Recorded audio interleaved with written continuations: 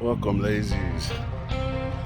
Pit stop on the road. I just wanted to get the fuck out of the city, and I figured I'd just film clips as I pit stop along the way once I got out of LA. Right now I'm at a rest area outside of right about Morongo Valley, another 10 or 15 miles. I'm on the 10 freeway. There's the lazy boy. So yeah, on my way to 29 Palms. Gonna go visit my pop. Make sure everything's cool. Go and deliver some herb. See if I can't make some hash out of this sack that I found. Still is dirty. Man, it's cold over here. Acts like it's gonna rain. I sure as fuck hope it doesn't. Fucking weather didn't say anything about rain. But it is cold and gloomy. So I'm gonna cut this one short and hop back on the bike. Just have me a little smoke break and get the fuck on down the road.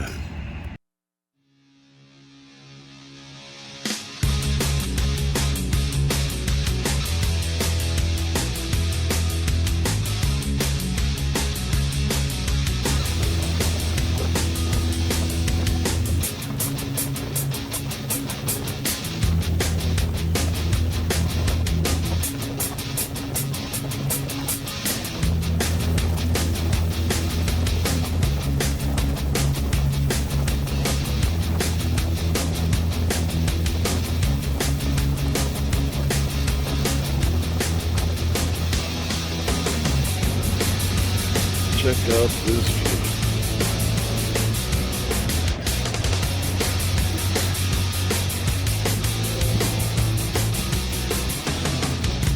Other side of that's Palm Springs. It's nice and snowy. I have to stop and take some pictures. It's gonna go through all those fans. Makes it nice and windy as that pass. Why don't they turn those things off so it's not so windy? Come with me if you want to live.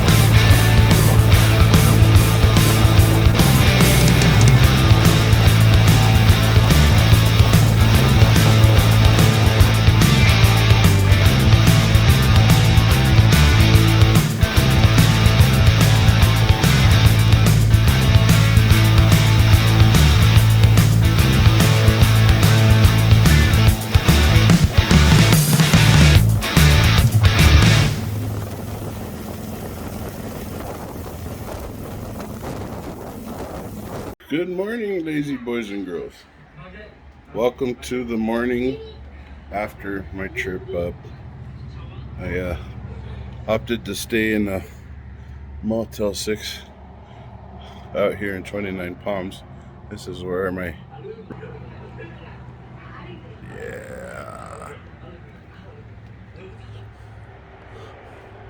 Del Taco right there. Pizza Hut had that for dinner. Oh, it's beautiful right now. 29 Palms, California, baby.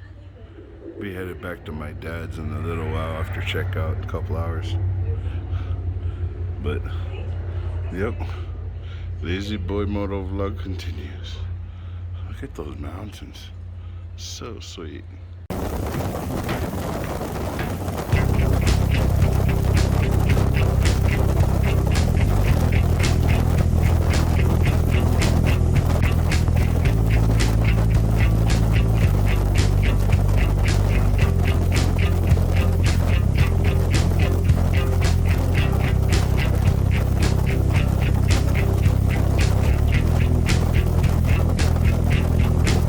Yo, what up, lazies? Well, headed back to the Ventura area, Oxnard area. Pit stopping for some gas here in Joshua Tree. Yep.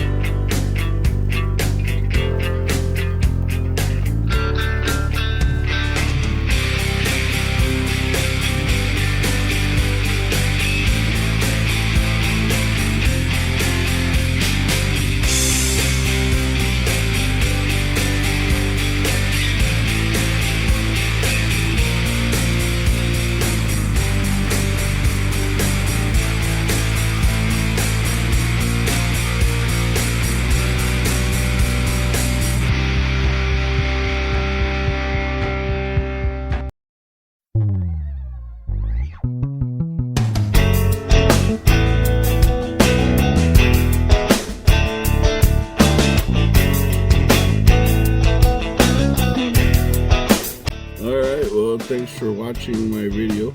Wasn't the greatest video of all. I didn't really plan on filming too much, so I didn't. I just got clips, like I said, showed some of the trip. Yeah, I'm getting used to taking these longer and longer road trips. That one total was probably about 400 miles, roundabouts, a couple hundred out, couple hundred back, over the course of 2 days. So, it's hard on the fat boy. I don't have the best seat, so you gotta take a lot of breaks, and those breaks end up being 15, 20, sometimes even 30 minutes, depending on how I'm feeling, and so enough time to drink a Red Bull and have a smoke break usually, which is fine, because usually on these trips I am in no rush anyway, So I like riding alone, because I could just do me. I don't have to worry about anybody waiting on me. I don't have to hold anybody up. I don't have to explain to anybody why I need to stop for 20 minutes at a time and just relax and, gather my thoughts and senses again. Contrary to popular belief, motorcycle riding is fatiguing, and, all these bikers, they don't really talk about stuff like that, so I think I'll make a video about that, in fact, right now, while we're talking about it. I'll keep it short. But the woes of long distance traveling, all these diehard bikers make it sound like it's such a awesome and amazing experience, which it is, but the part that they don't tell you is that it hurts.